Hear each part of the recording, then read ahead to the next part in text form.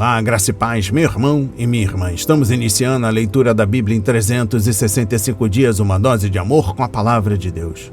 Hoje, no 243º dia, trago para leitura e comentários bíblicos os livros de 2 de Crônicas, capítulo 7, livro de Provérbios, capítulo 29 e livro de Romanos, capítulo 12.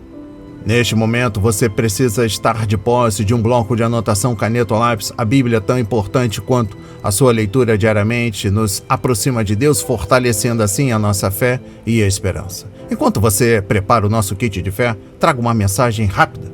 Todos nós temos a necessidade de estarmos em comunhão com Deus diariamente. Comunhão esta, agora, a leitura da Bíblia. Orar, meditar, refletir. A Bíblia Sagrada está cheia de promessas. Precisamos acreditar na palavra de Deus. Alimente a sua fé. A sua palavra tem muito mais força do que as coisas contrárias. Estamos vivendo um tempo em que devemos abrir os olhos. Satanás não está aqui para roubar o seu carro, sua casa, sua roupa, seu apartamento, celular, relógio. Ele vem para roubar agora esta semente, este estudo bíblico, a sua fé e os propósitos que Deus tem para você. Precisamos usar todos os recursos que Deus tem nos dado, incentivar a leitura da Bíblia, estudar. A Bíblia Sagrada nos faz gerar a fé, nos faz ter o alimento, a cura e a restauração. A compreensão da palavra vem através da revelação pelo Espírito Santo. Senhor, revele a compreensão de sua palavra. Jesus Cristo, me dê compreensão de sua palavra hoje e sempre. Em nome de Jesus, amém e graças a Deus. Se desconecte de tudo e permita que a palavra do Senhor adentre em vossos corações. Vamos para a leitura no livro 2 de Crônicas, capítulo 7. A glória de Deus enche o templo. Quando Salomão acabou de orar, desceu fogo do céu e consumiu o holocausto e os sacrifícios, e a glória do Senhor encheu o templo. Os sacerdotes não podiam entrar na casa do Senhor, porque a glória do Senhor tinha enchido a casa do Senhor. Todos os filhos de Israel, vendo descer o fogo e a glória do Senhor sobre o templo, se inclinaram com o rosto em terra sobre o pavimento, adoraram e louvaram o Senhor, porque Ele é bom, porque a sua misericórdia dura para sempre. A conclusão da solenidade. Então o rei e todo o povo ofereceram sacrifícios ao Senhor. O rei Salomão ofereceu em sacrifício 22.000 bois e 120.000 ovelhas. Assim o rei e todo o povo consagraram a casa de Deus. Os sacerdotes estavam nos seus devidos lugares, bem como os levitas, com os instrumentos musicais do Senhor, que o rei Davi tinha feito para com eles louvar o Senhor, porque a sua misericórdia dura para sempre, quando Davi o louvava pelo ministério deles. Os sacerdotes que tocavam as trombetas estavam diante deles, e todo o Israel se mantinha em pé. Salomão consagrou também o meio do átrio que estava diante da casa do Senhor, pois ali ofereceu os holocaustos e a gordura dos sacrifícios pacíficos. Ele fez isso porque no altar de bronze que Salomão tinha construído não cabiam os holocaustos, as ofertas de cereais e a gordura dos sacrifícios pacíficos. Nesse tempo, Salomão celebrou a festa durante 7 dias, e todo o Israel com ele, uma grande congregação, desde a entrada de Ramate até o rio do Egito. No 8º dia tiveram uma reunião solene, porque por 7 dias haviam celebrado a consagração do altar e a festa durou mais 7 dias. No 23º dia do 7º mês, o rei despediu o povo para as suas tendas, e todos voltaram alegres e de coração contente por causa do bem que o Senhor tinha feito a Davi, a Salomão e a Israel, seu povo. A aliança de Deus com Salomão. Assim, Salomão acabou de construir a casa do Senhor e o palácio real. Tudo o que Salomão tinha planejado fazer na casa do Senhor e no seu palácio, ele efetuou com sucesso. De noite, o Senhor apareceu a Salomão e lhe disse: Ouvi a sua oração e escolhi para mim este lugar, para a casa do sacrifício. Se eu fechar o céu de modo que não haja chuva, ou se ordenar aos gafanhotos que consumam a terra, ou se enviar a peste entre o meu povo, se o meu povo, que se chama pelo meu nome, se humilhar, orar, me buscar e se converter dos seus maus caminhos, eu ouvirei dos céus, perdoarei os seus pecados e sararei a sua terra. Os meus olhos estarão abertos e os meus ouvidos estarão atentos à oração que se fizer neste lugar. Porque escolhi e santifiquei este templo para que nele esteja o meu nome para sempre. Os meus olhos e o meu coração estarão ali todos os dias. Se você andar diante de mim como fez o seu pai Davi, fazendo segundo tudo o que lhe ordenei, e guardando os meus estatutos e os meus juízos, também confirmarei o trono de seu reino, segundo a aliança que fiz com Davi, seu pai, dizendo: nunca lhe faltará sucessor que governe em Israel. Porém, se vocês se afastarem de mim e abandonarem os meus estatutos e os meus mandamentos que eu lhes prescrevi, e se servirem outros deuses e os adorarem, então os arrancarei da minha terra que lhes dei e lançarei para longe da minha presença este templo que santifiquei ao meu nome. E tornarei o templo em motivo de provérbio e de escárnio entre todos os povos. E todo aquele que passar por este templo, agora tão exaltado, ficará espantado e perguntará: por que o Senhor fez isto com esta terra e este templo? E a resposta será: porque deixaram o Senhor, o Deus de seus pais, que os tirou da terra do Egito, e se apegaram a outros deuses, os adoraram e os serviram. Por isso, ele trouxe sobre eles todo este mal. Amém. Compreendendo o livro 2 de Crônicas, capítulo 7. Exposição bíblica dos versículos 1 a 3. O Senhor respondeu ao pedido de Salomão, enviando fogo do céu para consumir os sacrifícios sobre o altar, e mais uma vez a glória de Deus encheu a casa. Deus enviou fogo do céu quando o sacerdote Arão abençoou o povo, conforme Levítico 9, versículos 23 a 24.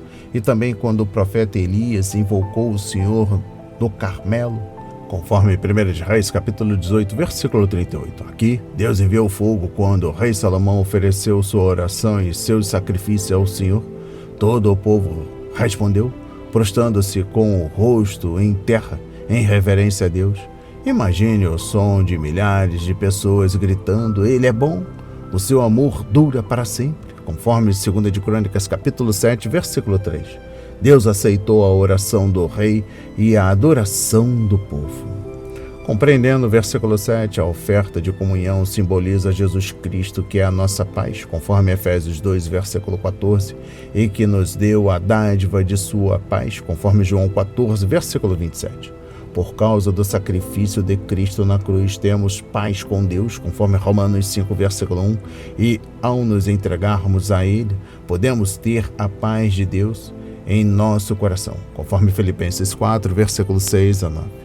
O povo de Deus se alimenta de Jesus Cristo quando lê a palavra e faz dela parte de sua vida, bem como quando obedece ao que ela ordena. Jesus Cristo é o centro de nossa comunhão, assim como o eram as ofertas de comunhão na dedicação do templo.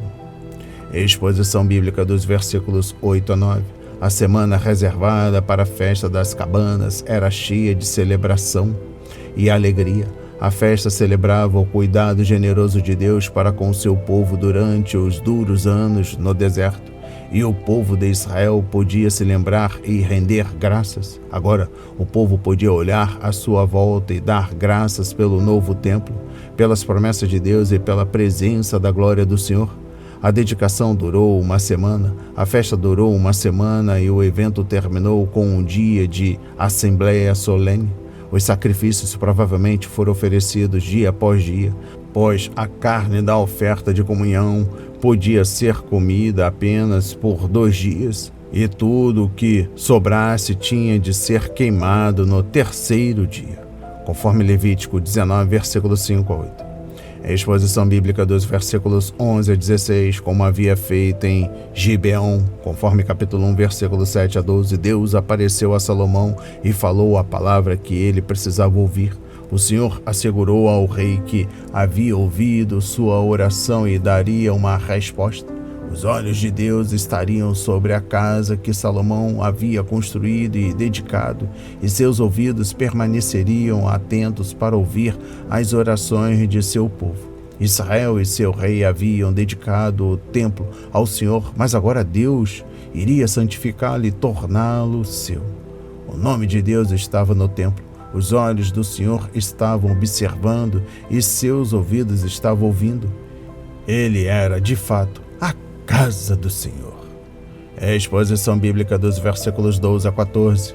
Neste texto conhecido, Deus menciona alguns dos pedidos específicos que Salomão fez em sua oração, conforme capítulo 6, versículos 19 a 39. O Senhor prometeu responder a cada pedido. Ele estava disposto a perdoar os pecados de seu povo, se tão somente esse povo se humilhasse, orasse, buscasse sua face e se convertesse de seus pecados. Deus nunca fez uma aliança com outra nação, a não ser com Israel. Mas, uma vez que os cristãos hoje são o povo de Deus e chamados por seu nome, eles podem reivindicar esta promessa. A exposição bíblica dos versículos 17 a 18. O Senhor fez da questão algo muito pessoal e falou especificamente com Salomão, referindo-se à aliança que havia feito com Davi, seu pai, conforme 2 Samuel capítulo 7. O Senhor reafirmou os termos da aliança e assegurou a Salomão que Davi sempre teria um rei no trono. A condição era que seus descendentes obedecessem à lei e andassem no temor do Senhor. E eu encerro a compreensão do livro 2 de Crônicas, capítulo 7, com a exposição bíblica dos versículos 19 a 22. Deus deu a sua palavra ao povo judeu e esperava que eles obedecessem a ela. O rei tinha de praticar a lei e dar o exemplo para os outros. Tragicamente, após a morte de Salomão, a nação se dividiu e os dois reinos que surgiram foram se enfraquecendo aos poucos até a sua destruição. De igual modo, muitas igrejas locais, escolas e agências denominacionais e outros ministérios cristãos abandonaram a verdadeira fé e deixaram de trazer glória ao Senhor. Poderíamos honestamente escrever Icabod, que significa a glória se foi. Para você ter o contexto desta expressão, eu recomendo a leitura no livro 1 de Samuel, capítulo 4, versículo 21. Em muitos edifícios nos quais Cristo já foi honrado e a partir dos quais o Evangelho de Jesus Cristo já foi enviado a um mundo perdido.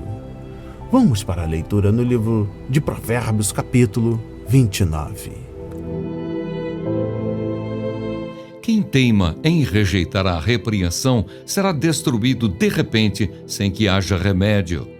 Quando os justos se multiplicam, o povo se alegra. Quando o ímpio domina, então o povo lamenta. Quem ama a sabedoria alegra o seu pai, mas o companheiro de prostitutas desperdiça os bens. O rei justo traz estabilidade ao país, mas o amigo de impostos o leva à ruína. Quem lisonjeia o seu próximo está armando uma rede para os seus pés. Na transgressão do homem mau há uma armadilha, mas o justo canta e se alegra. O justo se interessa pelo direito dos pobres, mas o ímpio não se importa com isso. Os zombadores alvoroçam a cidade, mas os sábios acalmam os ânimos. Se o sábio discute com um insensato, quer este se enfureça, quer se ria, não haverá descanso. Os homens sanguinários odeiam o íntegro, mas os retos procuram o seu bem. O tolo derrama toda a sua ira, mas o sábio se domina e a reprime. Se um governador dá atenção a palavras mentirosas, todos os seus servos virão a ser perversos. O pobre e o seu opressor têm algo em comum. É o Senhor quem dá luz aos olhos de ambos. O rei que julga os pobres segundo a verdade firmará o seu trono para sempre. A vara e a disciplina dão sabedoria, mas a criança entregue a si mesma envergonha a sua mãe. Quando os ímpios se multiplicam, multiplicam-se as transgressões, mas os justos verão a ruína deles. Corrija o seu filho e você terá descanso. Ele será um prazer para a sua alma. Não havendo profecia, o povo se corrompe, mas o que guarda a lei, esse é feliz. O servo não se emendará com palavras, porque mesmo que entenda, não obedecerá. Você viu alguém que é precipitado no falar? Há mais esperança para um tolo do que para ele. Se alguém mimar o escravo desde a infância, por fim ele vai querer ser filho. A pessoa colérica provoca discórdias, e quem facilmente fica irado multiplica as transgressões. O orgulho do ser humano o abaterá, mas o humilde de espírito obterá honra. Quem tem parte com um ladrão odeia a própria alma, mesmo ouvindo a maldição, permanece calado. Quem tem medo dos outros cai numa armadilha, mas o que confia no Senhor está seguro. Muitos buscam o favor daquele que governa, mas a justiça do Senhor vem para todos. Para os justos, a pessoa iníqua é abominação, e o reto em seu caminho é abominação ao ímpio. Amém. Compreendendo o livro de Provérbios, capítulo 29, versículo 3. Este provérbio faz-nos lembrar a parábola de Nosso Senhor sobre o filho pródigo, conforme Lucas 15, versículos 11 a 24, que saiu de casa e desperdiçou sua herança com estilo de vida desenfreado. A riqueza dos sábios é a sua coroa, mas a insensatez dos tolos produz apenas insensatez. Conforme Provérbios 14, versículo 24. O sábio tem algo para deixar para seus filhos, mas o tolo desperdiça sua riqueza e as possibilidades para aumentá-la. Não fica bem o tolo viver no luxo, quanto pior é o servo dominar príncipes. Conforme capítulo 19, versículo 10. Compreendendo o versículo 8, os zombadores podem até criar problemas para uma cidade inteira. O verbo hebraico traduzido por agitam transmite a ideia de alguém provocando um incêndio ou soprando uma chama para fazê-la queimar com mais intensidade. Por meio de suas palavras e atitudes desprezíveis, esse tipo de gente joga mais lenha na fogueira em vez de deixá-la se apagar.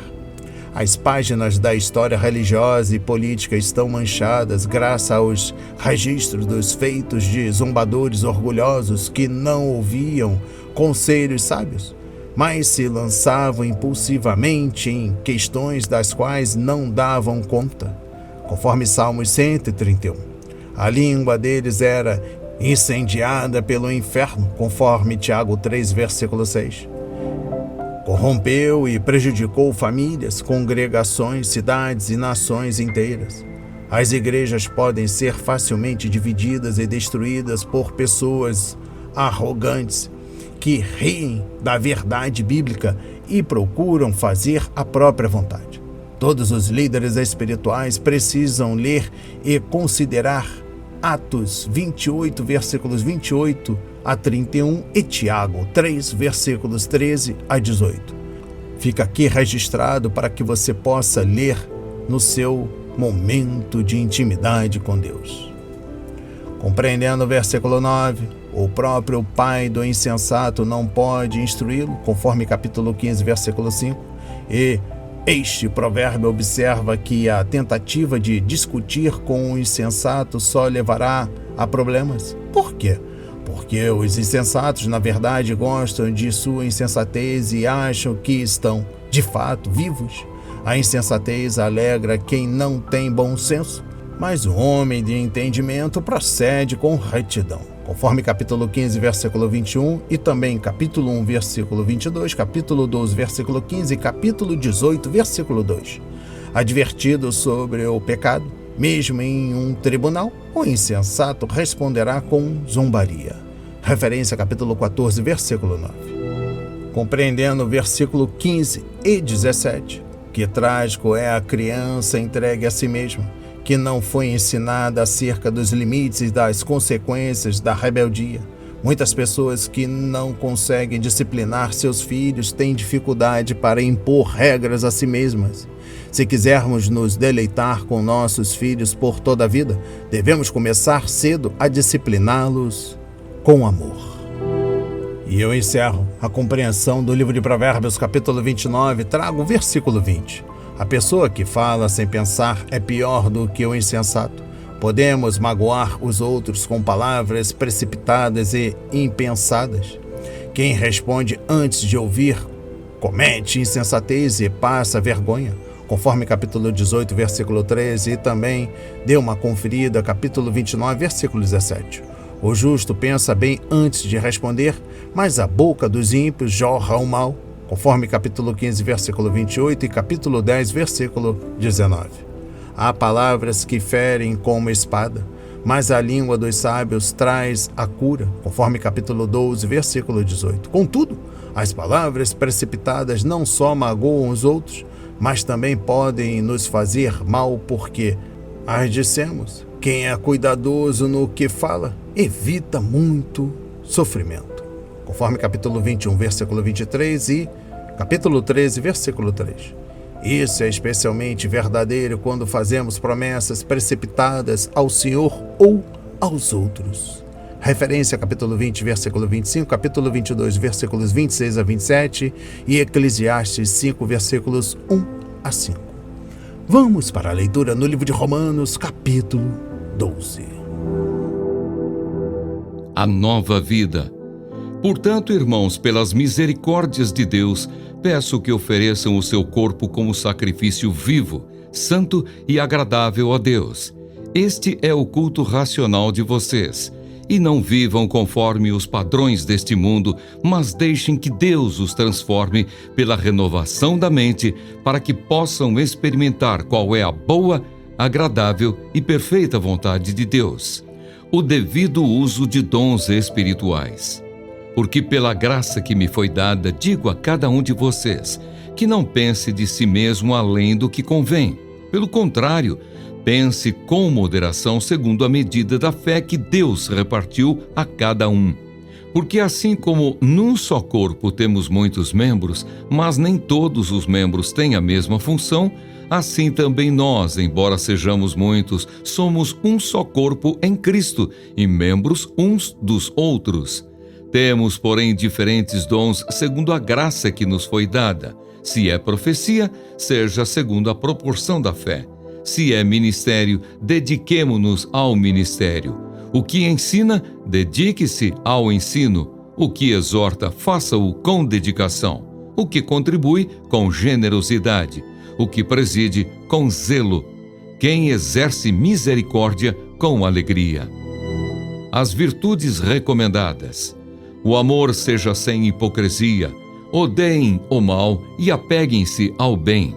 Amem uns aos outros com amor fraternal. Quanto à honra, deem sempre preferência aos outros. Quanto ao zelo, não sejam preguiçosos. Sejam fervorosos de espírito, servindo o Senhor. Alegrem-se na esperança, sejam pacientes na tribulação e perseverem na oração.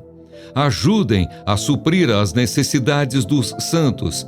Pratiquem a hospitalidade. Abençoem aqueles que perseguem vocês. Abençoem e não amaldiçoem. Alegrem-se com os que se alegram e chorem com os que choram. Tenham o mesmo modo de pensar de uns para com os outros. Em vez de serem orgulhosos, sejam solidários com os humildes. Não sejam sábios aos seus próprios olhos. Não paguem a ninguém mal por mal. Procurem fazer o bem diante de todos. Se possível, no que depender de vocês, vivam em paz com todas as pessoas. Meus amados, não façam justiça com as próprias mãos, mas deem lugar à ira de Deus, pois está escrito: a mim pertence a vingança, eu é que retribuirei, diz o Senhor. Façam o contrário. Se o seu inimigo tiver fome, dê-lhe de comer. Se tiver sede, dê-lhe de beber. Porque fazendo isto, você amontoará brasas vivas sobre a cabeça dele. Não se deixe vencer pelo mal, mas vença o mal com o bem. Amém. Compreendendo o livro de Romanos, capítulo 12, exposição bíblica dos versículos 1 a 2. Assim como Jesus teve de assumir um corpo para fazer a vontade de Deus na terra, devemos entregar nosso corpo a Cristo para que Ele possa continuar a obra do Senhor por meio de nós.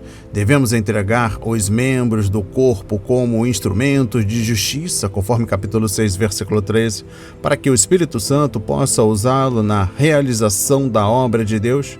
Os sacrifícios do Antigo Testamento eram sacrifícios mortos, mas devemos ser sacrifícios vivos. Aleluia! Continuando a exposição bíblica dos versículos 3 a 8. Os cristãos devem saber quais são os seus dons espirituais e que ministérios eles devem ter na igreja local. Não é errado os cristãos não reconhecerem os dons em sua vida nem na vida dos outros. O que é errado é fazermos avaliações falsas de nós mesmos. Nada é mais prejudicial em uma igreja local do que cristãos que se superestimam e tentam realizar ministérios que não podem realizar. Todo crente tem um conjunto diferente de dons e Deus concedeu esse dom para que o corpo local possa crescer com equilíbrio. Porém, cada cristão deve exercer seus dons pela fé. Exposição bíblica dos versículos 9 a 16. Aqui a ênfase está nas atitudes daqueles que exercem os dons espirituais. É possível usar um dom espiritual de uma maneira que não seja espiritual. O amor é como o sistema circulatório do corpo espiritual e permite que todos os membros funcionem de forma saudável e harmoniosa. Este deve ser um amor sincero, não hipócrita, conforme versículo 9, e deve ser humilde, não orgulhoso, conforme versículo 10. Compreendendo o versículo 16, Paulo fez os cristãos se lembrarem de que eles devem participar dos sentimentos dos outros. Comunhão cristã é muito mais do que dar uma tapinha nas costas ou um aperto de mão no irmão. Significa dividir os fardos e as bênçãos dos outros, para que todos possamos crescer juntos e glorificar o Senhor. E eu encerro a leitura da Bíblia em 365 dias e também livro de Romanos, capítulo 12, com a exposição bíblica dos versículos 17 a 21. Os cristãos não devem bancar Deus e tentar se vingar. Pagar o mal com o mal ou o bem com o bem é a maneira como a maioria das pessoas vive. Mas os cristãos devem viver em um nível mais alto, retribuindo o mal com a prática do bem, sem dúvida. Isso requer amor, porque nossa primeira inclinação é revidar. Também requer fé, crendo que Deus pode trabalhar e cumprir sua vontade em nossa vida e na vida daqueles que nos fazem mal.